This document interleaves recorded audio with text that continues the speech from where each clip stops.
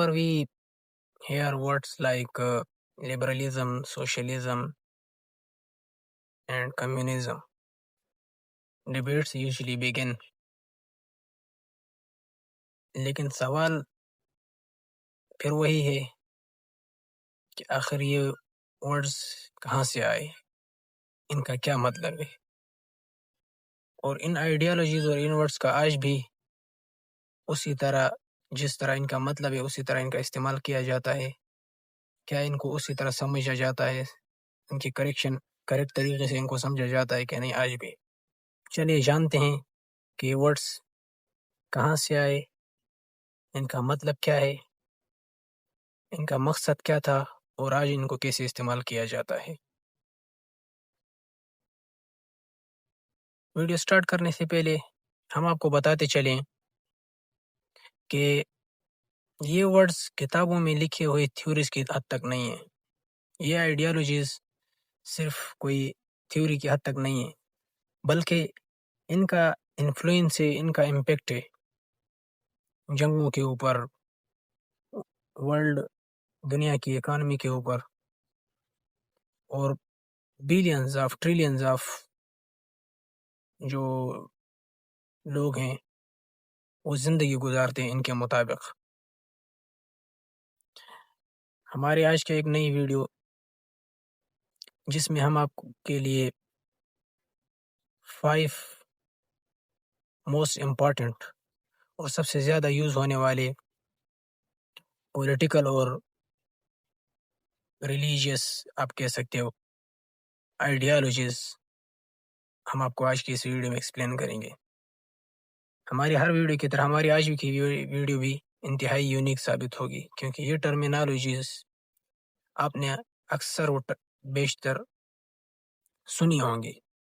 लेकिन हम में से 95 से ज़्यादा लोगों को तकरीबन इसकी मीनिंग्स का नहीं पता होगा कि आखिर इन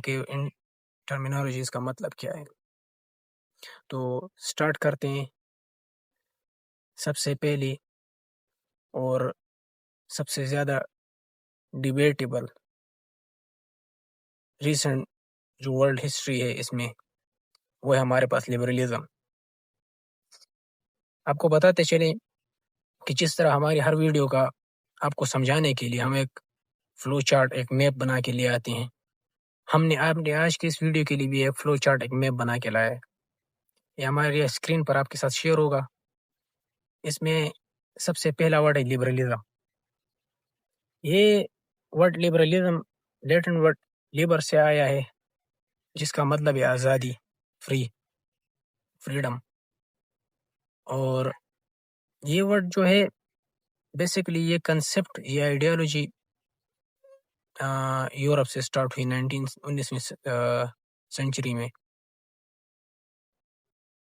और ये आइडियोलॉजी एक ऐसा सियासी, समाजी और माशी आइडियोलॉजी है जो लोगों को, जो फर्द को, स्पेशली एक फर्द को मुकम्मल आज़ादी देता है, हर किस्म की आज़ादी। यानी उसको रिलीजियस आज़ादी, उसको फ्रीडम ऑफ स्पीच देता है, उसको एक कंप्लीट किस्म की आज़ादी देता है, और किसी की किस्म के सोसाइटी का या रिलीजियस का इन्फ्लुएंस उसके ऊपर एक्सेप्ट नहीं करता, तस्लीम नहीं करता। तो ये कंसेप्ट आखिर इसकी ज़रूरत क्या पेश आई इस आइडियोलॉजी को बनाने के लिए, और ये कहाँ से स्टार्ट हुआ। हम आपको बता चुके हैं कि ये 19वीं सदी में यूरोप से स्टार्ट हुआ, और इसका जो कोर प्रिंसिपल है वो है इंडिविजुअल फ्रीडम। इसका जो कोर प्रिंसिपल है वो है, आप हमारी इस शीट के ऊपर देख सकते हैं, वो हम आपके साथ शेयर करते हैं। ह्यूमन राइट्स हैं, राइट्स ऑफ सिटीजन है, रूल ऑफ लॉ की ये बात करता है। इसके जो मेन थिंकर्स की बात करें तो जॉन लॉक है। जॉन लॉक, इसको फादर ऑफ लिबरलिज्म भी कहते हैं। इसने सबसे पहले इस कंसेप्ट की बुनियाद रखी। और इसके अगर हम की प्रिंसिपल को देखें तो it tells about liberty, individual right, democracy, freedom of speech, free market and equality before law। इन सारे पॉइंट्स के ऊपर इसका फोकस होता है। اب ہم اس کے ہسٹوریکل بیک گراؤنڈ پہ چلے جائیں تو ہم نے کہا کہ یہ اس وقت کی ضرورت تھی، یعنی 18ویں اور 19ویں صدی میں اس طرح تھا کہ پاور ساری ریاست کے پاس ہوتی تھی اور آزادی نہیں تھی، اسپیشلی فریڈم آف اسپیچ نہیں تھی، لوگ آزادی سے اپنی رائے کا اظہار نہیں کر سکتے تھے۔ تو اس ٹائم کچھ ریولوشنز پیش آئی، جیسے کہ گلوریس ریولوشن ہے، امریکن ریولوشن ہے۔ گلوریس ریولوشن 1988 میں اور امریکن ریولوشن جو ہے ہمارے پاس وہ 1776 میں۔ اب گلوریس ریولوشن کے نتیجے میں اس وقت کے بادشاہ کی طاقت کو کم کرنے کی کوشش کی گئی۔ اس کے ساتھ ساتھ اس ٹائم کے ایونٹس میں ہمارے پاس بلز آف رائٹ ہے۔ بلز آف رائٹ یہ بہت ہی مشہور ایک قسم کا ایک تحریک کے نتیجے میں پھر ایک بل آف رائٹس بنا، جس کے نتیجے میں اس وقت کے پاورفل بادشاہ کو قانون کے انڈر لانے کی کوشش کی گئی۔ تو انہی ریولوشنز اور انہی ایونٹس کی وجہ سے اس کنسپٹ کو بہت زیادہ تقویت پہنچی، یہ کنسپٹ سٹرانگ ہوا اور یہ ایک یونیورسل ایک نیا کنسپٹ اور نئی آئیڈیالوجی بن کے سامنے آیا لوگوں کے سامنے۔ اس وقت اس کا جو مین گول تھا وہ فریڈم تھا، انڈر رول آف لا۔ لوگوں کے پاس بالکل کسی قسم کی آزادی نہیں تھی، بالکل ایک قسم کی سینٹرلائز پاور تھی اور ایک امیر طبقہ تھا، باقی جو کمزور طبقہ ہے اس کے اوپر وہ مکمل رول کر رہا تھا۔ اگر ہم اس کی ماڈرن ایگزامپلس کو دیکھیں تو یہ ہمارے پاس اس میں یو کے ہے، یو ایس اے ہے، کینیڈا ہے، اور ان کی ڈیموکریسی کی جو بیس ہے وہ انہی کنسپٹ کے اوپر ہے۔ اس کے علاوہ ہم جو انٹرنیشنلی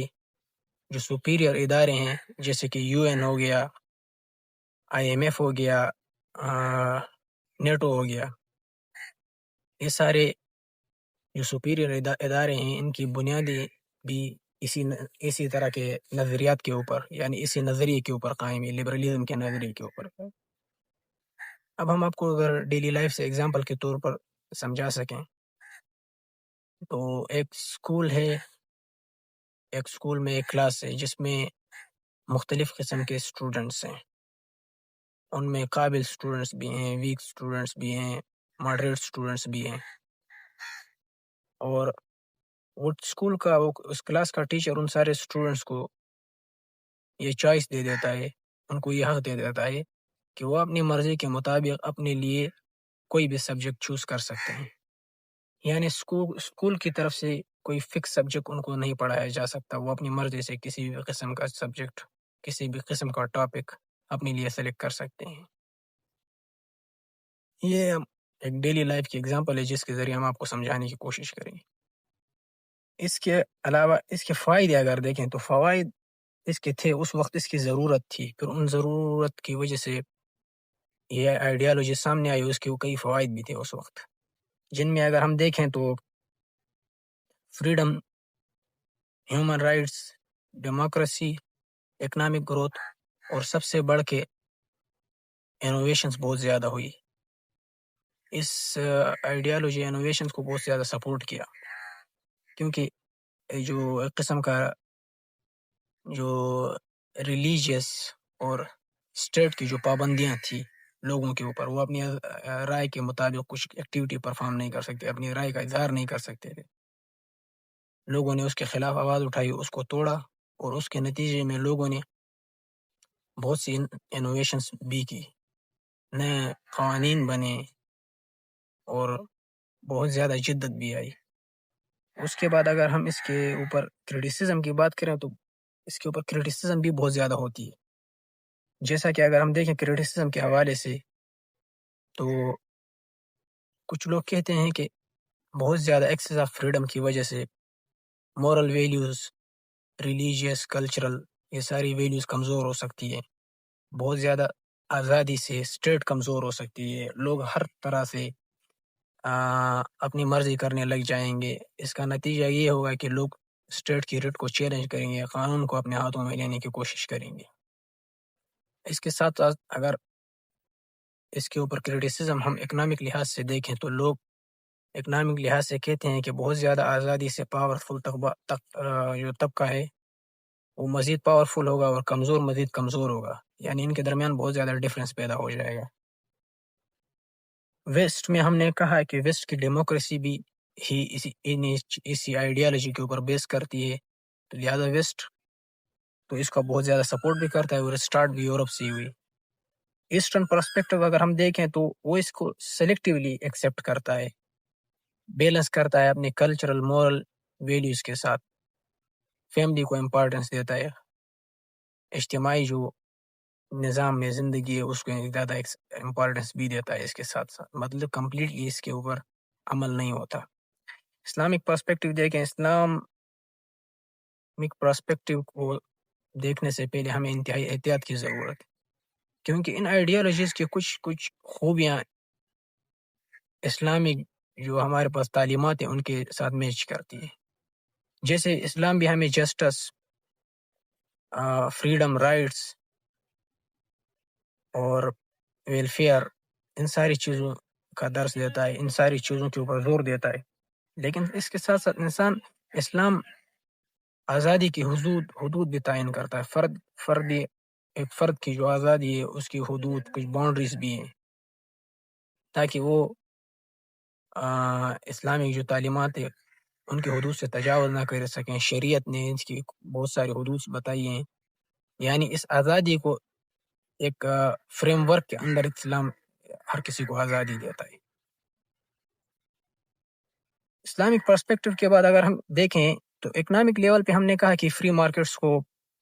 سپورٹ کرتا ہے یہ آئیڈیالوجی، اور ریلیجیس فریڈم کو بہت زیادہ سپورٹ کرتا ہے، کسی بھی قسم کا ریلیجیس انفلوئنس نہیں لیتا۔ چینج کی بات کریں تو یہ ماڈریٹ چینج پر زور دیتا ہے، اسٹیٹ رول کی بات کریں تو یہ لمیٹڈ اسٹیٹ رول کی بات کرتا ہے، اور فریڈم بہت زیادہ ہائی فریڈم کو یہ سپورٹ کرتا ہے، ہر قسم کی آزادی، اسپیشلی فرد کی آزادی، کہ ایک فرد کوئی چوائس ہو کہ وہ اپنے لیے کیا سلیکٹ کر سکتا ہے کیا نہیں، اس کے اوپر بھی بہت زیادہ زور دیتا ہے۔ ایکویلٹی کی بات کریں تو انڈر رول آف لا یہ کہتا ہے سب کو ایکول ہونا چاہیے، یعنی قانون کے مطابق ایکویلٹی کی آزادی یا ایکویلٹی کے اوپر سپورٹ کرتا ہے، ایکویلٹی کے نظر کو۔ تو لبرلزم کو اگر ہم سمرائز کریں تو یہ فرد کی آزادی کے اوپر بہت زیادہ زور دیتا ہے، یہ مکمل آزادی کے اوپر زور دیتا ہے۔ اب اگر ہم اپنے دوسرے آئیڈیالوجی کی طرف یا اپنے دوسرے کنسپٹ کی طرف بڑھتے ہیں جس کا نام ہے سوشلزم۔ سوشلزم بھی ہمارے پاس ایک لیٹن ورڈ ہے جس کا مطلب ہے، جو کہ لیٹن ورڈ سوشس سے ہے، جس کا مطلب سوسائٹی یا کمپینین کے ہیں۔ یہ بھی ہمارے پاس ایک سیاسی، سماجی اور معاشی نظریہ ہے جو کہ کہتا ہے کہ معاشرے کی تمام بڑی جو ریسورسز ہیں، جتنی بھی بڑی ملکیت ہے، وہ کسی ایک فرد کے پاس یا طاقتور کے ہاتھ میں نہیں ہونی چاہیے، بلکہ اس کی مناسب اور برابری کی بنیاد پہ تقسیم ہونی چاہیے۔ یہ کنسپٹ ہمیں بیسکلی ایک سوسائٹی کو ریپرزینٹ کرتا ہے، ایکول سوسائٹی کو، جس میں سارے لوگ ایکول ہوں۔ اس کنسپٹ کے اگر ہم سب سے پہلے بات کریں اوریجن کی، تو یہ کنسپٹ بھی ہمارے پاس تقریباً 19 صدی کے آخر میں یورپ سے سٹارٹ ہوا۔ اس کا جو کور پرنسپل ہے، کور آئیڈیا ہے اس کنسپٹ کا، وہ سوشل جسٹس ساتھ ایکویلٹی، اور سب سے بڑھ کر یہ سوشلزم ایک ویلفیئر اسٹیٹ کی بات کرتا ہے آن دا بیسس آف سوسائٹی۔ اس کے جو ابتدائی مفکرین کی بات کریں تو روبرٹ اوین ہے، اس میں ہمارے پاس سینٹ سائمن ہے، جو سائمن ہے اس کو فادر آف سوشلزم بھی کہا جاتا ہے، جبکہ جو روبرٹ اوون ہے ہمارے پاس، آپ ہمارے اس فلو چارٹ میں دیکھ سکتے ہیں، وہ بھی اس کے ابتدائی مفکرین میں شمار ہوتا ہے، اور انہوں نے مزدوروں کے حق میں آواز اٹھائی۔ بہت زیادہ. اس کے ہم کی پرنسپل کو دیکھیں تو یہ کوالٹی کی بات کرتا ہے، سوشل ویلفیئر کی بات کرتا ہے، ورکرز رائٹ کی بات کرتا ہے، پبلک سروسز کی بات کرتا ہے، گورنمنٹ رول ان اکانومی کی بات کرتا ہے. ہسٹوریکل بیک گراؤنڈ کی بات کریں تو یہ انڈسٹریل ریولوشن کے بعد ہی یہ کنسپٹ سامنے آیا. یعنی 18ویں اور 19ویں صدی میں اس سے پہلے اس طرح تھا کہ سارے ریاست کی جو ملکیت تھی، ساری جو طاقت تھی، سارا جو ریسورسز تھے وہ ایک مخصوص سوسائٹی کے ہاتھ میں تھی، اور وہ اس کو اپنی مرضی کے مطابق یوز کرتی تھی. اسپیشلی مزدوروں کے اوپر بہت زیادہ ظلم ہوتا تھا، بچوں سے مزدوری کروائی جاتی تھی، چائلڈ لیبر کا کنسپٹ بہت عام تھا، زیادتی ظلم و زیادتی تھی، مزدوروں کو ان کی جائز اجرت نہیں ملتی تھی. اسی کنسپٹ نے پھر لوگوں کے ذہن میں آہستہ آہستہ اس نظام کے خلاف آواز اٹھنے کا آئیڈیا آیا. لوگوں نے اس کے خلاف بولنا سٹارٹ کیا، اس نظام کے خلاف، اور اس کنسپٹ نے پھر انڈسٹریل ریولوشن، اس زمانے میں اس کنسپٹ کے نتیجے میں انڈسٹریل ریولوشن آئی، اور اس انڈسٹریل ریولوشن نے اس کنسپٹ کو ایک یونیورسل آئیڈیالوجی میں تبدیل کر کے رکھ دیا. تو یہ اس کا ہسٹوریکل بیک گراؤنڈ تھا. اگر اس کے مین گول کے ہم دیکھیں جائیں تو یہ اس وقت کیوں ضروری تھی؟ یہ اس لیے ضروری تھی کہ یہ reduce economic inequality and ensure social welfare. اس وقت کی جو اکنامک انیکوالٹی تھی اس کو کم کرنے کے لیے بہت زیادہ ضروری تھا. لیکن آج کی اس کو صرف مذہبی دشمنی اور نجی ملکیت کے خاتمے سے جوڑا جاتا ہے، حالانکہ اس کا بیک گراؤنڈ بہت پازیٹیو تھا اس کنسپٹ کا. اس کے ہم اگر ماڈرن اگزامپل کی بات کریں تو سویڈن ہے، ناروے ہے، فن لینڈ ہے، جہاں پر اس سوشلزم کے آج کل کے بہت سارے اصولوں کو استعمال آج بھی کیا جاتا ہے، جن میں صحت ہے، تعلیم ہے، اور پینشن وغیرہ کے جو اس کے جو اصول ہیں ان کو آج بھی ایجوکیشن سسٹم میں بہت زیادہ یوز کیا جاتا ہے یورپین کچھ کنٹریز میں. اس کے بعد اگر ہم اس کے ڈیلی لائف ایگزامپل کے اوپر جائیں تو اس کو سمجھانے کے لیے پھر اسی ایک کلاس کی ایگزامپل دیں گے جس میں مختلف قسم کے، مختلف سوسائٹی کے، مختلف آئیڈیالوجی کے اسٹوڈنٹس ہیں، اور یہ اس طرح ہے کہ اس کنسپٹ کو اگر ہم ایک ٹیچر اور ایک کلاس روم کے اوپر اپلائی کر کے دیکھیں تو ٹیچرز یا وہ اسکول سسٹم ان تمام بچوں کو بھی کتابیں اور ایجوکیشن پرووائڈ کرے گا جو ان کو افورڈ نہیں کر سکتے. یعنی ایک کلاس میں کچھ اسٹوڈنٹس کے پاس اگر بکس ہے بھی تو جن کے پاس نہیں ہیں ان کو ایجوکیشن سسٹم اس ذمہ دار ہوگا کہ ان کو وہ ایجوکیشن پرووائڈ کرے اور ساتھ ان کو بکس بھی پرووائڈ کرے. یعنی یہ سوشل ایکویلٹی اور سوسائٹی لیول کے اوپر ایکویلٹی کی بات کرتا ہے یہ سسٹم. اس کے بعد اگر ایڈوانٹیجز کو دیکھیں تو ایکویلٹی کی بات کرتا ہے، سوشل ویلفیئر اسٹیٹ کی بات کرتا ہے، فری ایجوکیشن کی بات کرتا ہے، اور ریڈیوس پاورٹی. یعنی اس کا بیک گراؤنڈ میں اگر ہم جا کے دیکھیں تو اس کنسپٹس کے اتنے جو اس کا جو سٹارٹ تھا وہ اتنا نیگیٹو نہیں تھا، کیونکہ اس ٹائم جو انڈسٹریل ریولوشن کے بعد لیبرز کے رائٹ، لیبرز کے حقوق کے لیے اور لیبرز کے رائٹ کے لیے اس کنسپٹ نے بہت زیادہ آواز اٹھائی. لیکن پھر ان کے آخر میں ڈرا بیکس ان سارے کنسپٹ کو میں بتاتا چلوں گا کہ یہاں کہاں پر ان کے فیلیئرز ہیں، وہ ویڈیو کے لاسٹ میں آپ کو بتائیں گے. پھر ہم اس کے اوپر کرٹیسزم کی بات کریں تو کرٹیسزم اس کے اوپر مختلف قسم کی کرٹیسزم ہے، جیسے حکومت کی انوالومنٹ، یعنی ہائی ٹیکسز سے اکنامک سپیڈ کم ہو جاتی ہے. اس کے علاوہ مختلف قسم کے جو گورنمنٹ کی انوالومنٹ ہے اس سے فریڈم آف سپیچ اور دوسرے قسم کے جو فریڈمز ہیں، دوسرے قسم کی جو آزادی ہے، ان کے لیے ان کو بھی ان کے راستے میں بھی دشواریاں پیدا ہوتی ہیں. تو یہ اس کے اوپر ایک دوسرا کرٹیسزم ہے. اس کے علاوہ حکومت کی مداخلت معیشت کی سپیڈ کو سست کرتی ہے، یہ ہم نے کہا. اور لیکن یہ کچھ لوگ اس کے اوپر صرف کرٹیسزم اس بیس پہ نہیں کرتے ہیں، بلکہ وہ اس کے امپلیمنٹیشن کی بیس پہ کرتے ہیں کہ یہ امپلیمنٹڈ ہونا مشکل ہے. یعنی اس کو ہم 100% اپلائی نہیں کر سکتے، تو اس کے نتیجے میں پھر بعد میں مکس یا سوشل ڈیموکریسی کا کنسپٹ آیا اور اس کو بھی بہت پروموٹ کیا گیا سوشلزم کے مقابلے میں۔ اس کے بعد اگر ہم اس کا ویسٹرن ویو دیکھیں تو ویسٹرن ویو ویسٹ اس کو بھی بہت زیادہ سپورٹ کرتا ہے، اور اسی کو سپورٹ کرنے کی وجہ سے ہی ویسٹرن،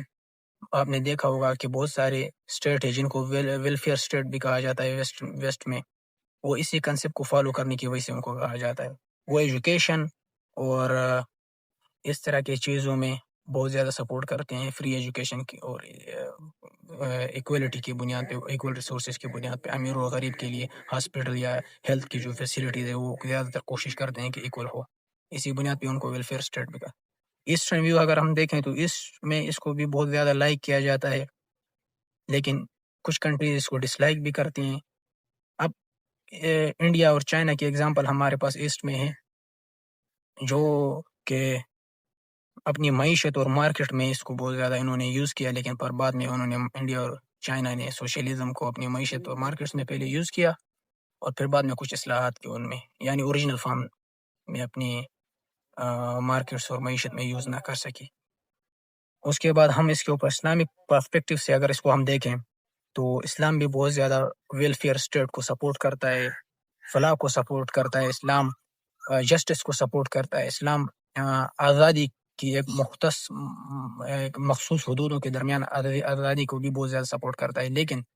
اسلام اس کے ساتھ ساتھ نجی ملکیت کو بھی سپورٹ کرتا ہے۔ اسلام نجی ملکیت کو سپورٹ کرتا ہے اگرچہ وہ حلال ریسورسز سے بنائی گئی ہو، اس میں حقوق العباد کا خاص خیال رکھا گیا ہو۔ اس کے اگر ہم اکنامک ویلیو ہم نے کہا کہ یہ ہمارے پاس مکس اور ویلفیئر اکانومی کو بہت زیادہ سپورٹ کرتا ہے یہ کنسپٹ سوشلزم۔ اگر ہم ریلیجیس لحاظ سے دیکھیں تو ہمارے پاس سوشلزم از کوائٹ نیوٹرل، یہ تھوڑا بہت نیوٹرل رہتا ہے، اور ریفارمز کی بات کریں تو یہ گریجول ریفارمز کے اوپر، ماڈریٹ چینج کے اوپر زور دیتا ہے۔ اگر چینج کی بات کریں، اسٹیٹ رول کی بات کریں تو لمیٹڈ اسٹیٹ رول کی بات کرتا ہے، یہ بالکل اسٹیٹ سے مطلب آری نہیں ہے، اسٹیٹ کے انفلوئنس کو مانتا ہے۔ فریڈم کی بات کریں تو میڈیم لیول کی فریڈم کی، یعنی مناسب آزادی کو یہ سپورٹ کرتا ہے ایز کمپیئر ٹو لبرلزم میں بہت زیادہ آزادی ہے۔ اور پھر اگر ہم ایکویلٹی کی بات کریں تو ہائی سوشل ایکویلٹی کی بات کرتا ہے، یعنی سوسائٹی کی بات کرتا ہے، سوشل لیول پہ جو ایکویلٹی اس کی بات کرتا ہے، اسی وجہ سے اس کو سوشلزم کہتے ہیں۔ تو ان شارٹ سوشلزم ہمارے پاس سوسائٹی کو ریپرزینٹ کرتا ہے، سوشل ویلفیئر اسٹیٹس کو ریپرزینٹ کرتا ہے، ایکویلٹی کو، سوسائٹی میں ایکویلٹی کو بہت زیادہ سپورٹ کرتا ہے، اور ایک ایسا اسٹیٹ کو، ایک ایسا سسٹم کو سپورٹ کرتا ہے جس میں ایکول رائٹس مناسب طریقے سے، ایک ملکیت جتنے بھی ریسورسز ہیں وہ مناسب طریقے سے ایکولی ڈسٹریبیوٹ ہوں۔